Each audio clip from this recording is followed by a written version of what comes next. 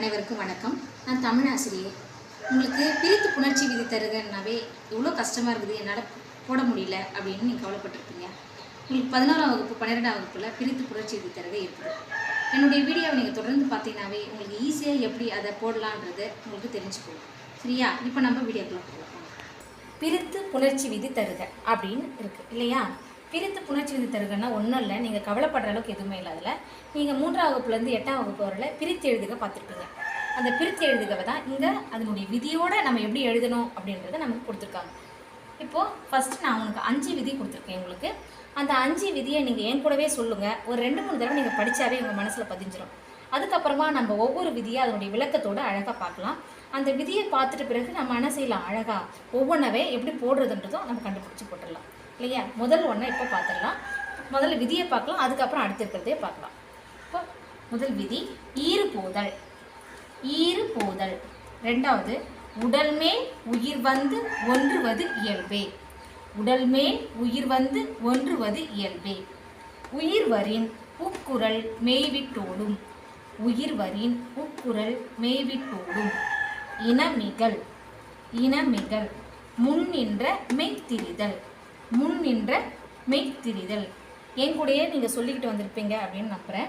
நீங்கள் சொல்லிக்கிட்டு வந்தாவே உங்களுக்கு புரியும். என்னவோ ஒரு எழுத்து எழுதியிருக்காங்களே அப்படின்னு நீங்கள் கவலைப்பட வேண்டாம். ஈஸியாகவே இதை நம்ம மனசில் பதிய வச்சுக்கலாம்.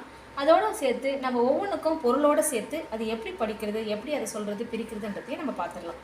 சரிங்களா? இப்போது முதல்ல நம்மளுக்கு ஒரே ஒரு வார்த்தை மட்டும் கொடுத்துருக்கேன். ஒரு விதியில் முடிகிற மாதிரியான ஒரு வார்த்தை தான் அது. என்ன அப்படின்னா செம்பருதி அப்படின்னு கொடுத்துருக்கேன். இந்த செம்பருதியை நம்ம முதல்ல எப்படி பிரிப்போன்றது பார்க்கலாம். பிரிக்கும் பொழுது செம்மை கூட்டல் பருதி அப்படின்னு வரும். செம்மை கூட்டல் பருதி அப்படின்னு வருது. இந்த செம்மை கூட்டல் பருதியை நாங்கள் எழுதியிருக்கேன் இல்லைங்களா? செம்மை கூட்டல் பருதி. இப்போது நிலைமொழியினுடைய கடைசி எழுத்தும் வருமொழியினுடைய முதல் எழுத்தும் ஒன்றா சேரும் பொழுது தான் அது புணர்ச்சி ஆகுது இல்லையா? புணர்தல் ஆகுது. இப்போ நிலைமொழி என்பது இதுதான் நிலைமொழி. வருமொழின்றது இனிமேல் வரக்கூடிய மொழி எல்லாமே வருமொழி தான் இல்லைங்களா? இப்போ நிலைமொழியினுடைய கடைசி எழுத்துக்கு பேர் தான் என்ன, ஈறு என்ன அர்த்தம். நிலைமொழியினுடைய கடைசி எழுத்துக்கு பேர் ஈறு.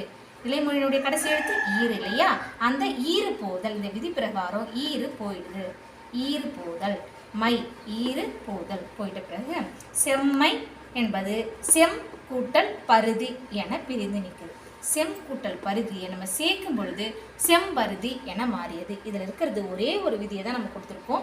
அடுத்தடுத்து வர வீடியோவில் நம்ம 2 விதி 3 விதி இதுக்கப்புறம் வர எல்லாத்தையுமே நம்ம பார்க்கலாம். இப்போ இது புரிஞ்சிருக்கும்னு நம்புகிறேன் இல்லைங்களா?